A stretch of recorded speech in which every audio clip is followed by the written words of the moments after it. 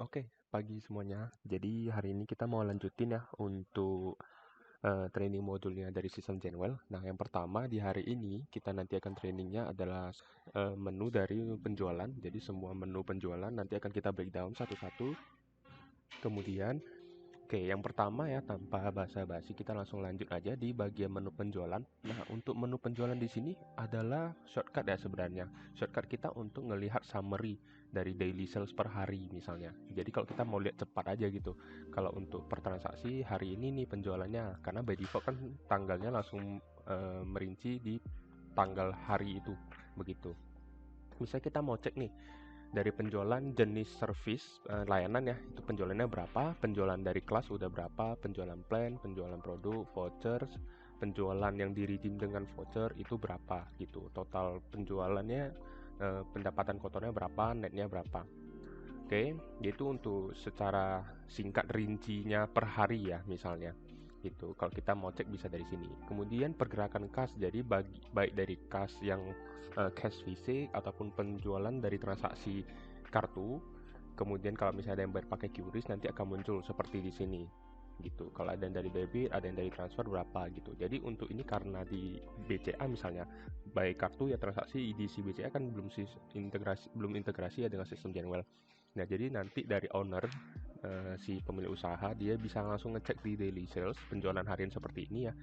Dia bisa cek nih, misalnya dia mau rekap untuk penjualan hari ini, yang bayar pakai debit berapa, yang bayar pakai QRIS berapa totalnya gitu. Nanti tinggal dicocokkan kembali di aplikasi yang digunakan.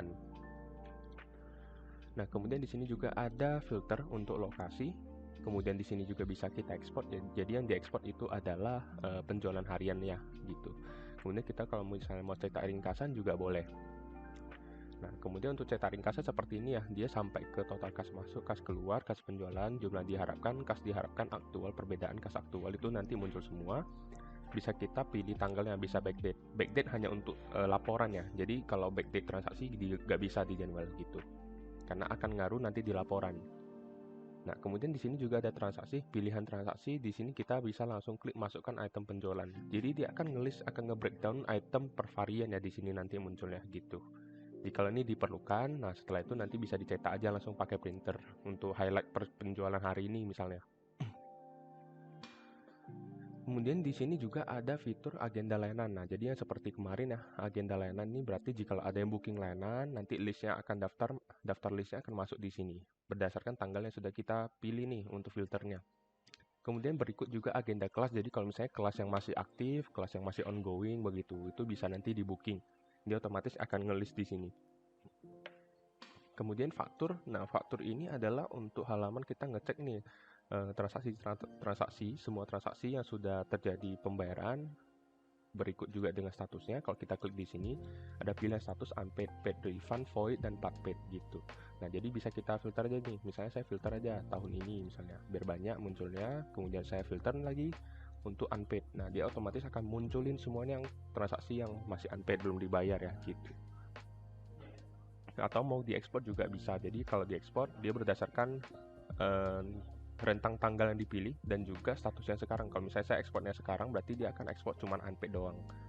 Tuh, kalau kita mau ekspor semua ke Excel juga boleh, bebas.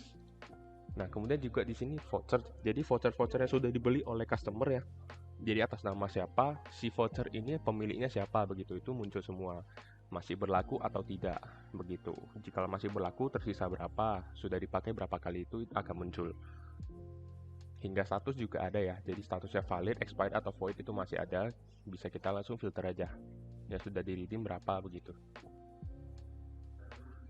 Oke, kemudian di sini juga ada fitur lacikas nih. Nah, untuk khusus lacikas harusnya teman-teman sudah tahu ya semuanya. Jadi untuk menambahkan lacikas yang baru, pojok kanan bawah kita tinggal input aja nih. Nah, kemudian setelah itu langsung diinput jumlah lacikas cash phishing yang ada di P3 itu berapa.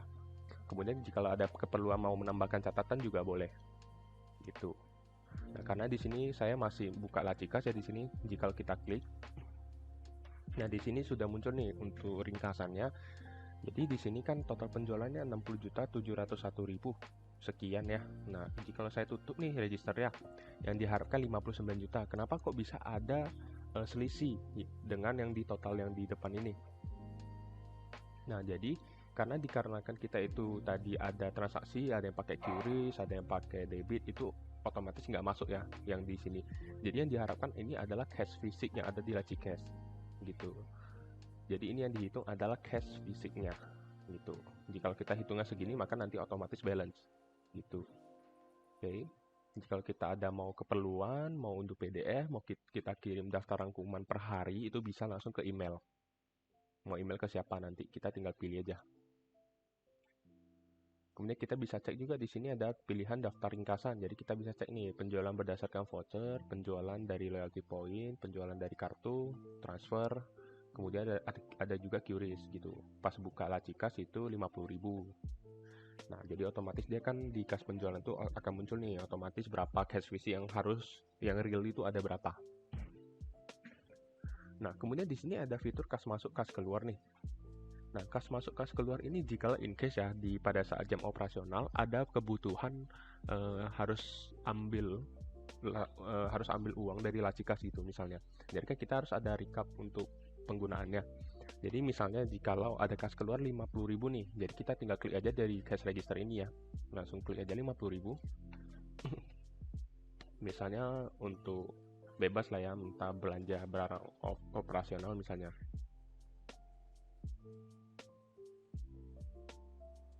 Oke, setelah itu saya simpan. Dia otomatis nanti akan mengurangi langsung dengan total yang di sini. Sama juga halnya jika ada ada cash yang masuk gitu. Jadi kita tinggal tambahkan aja. Berikut juga dengan deskripsi.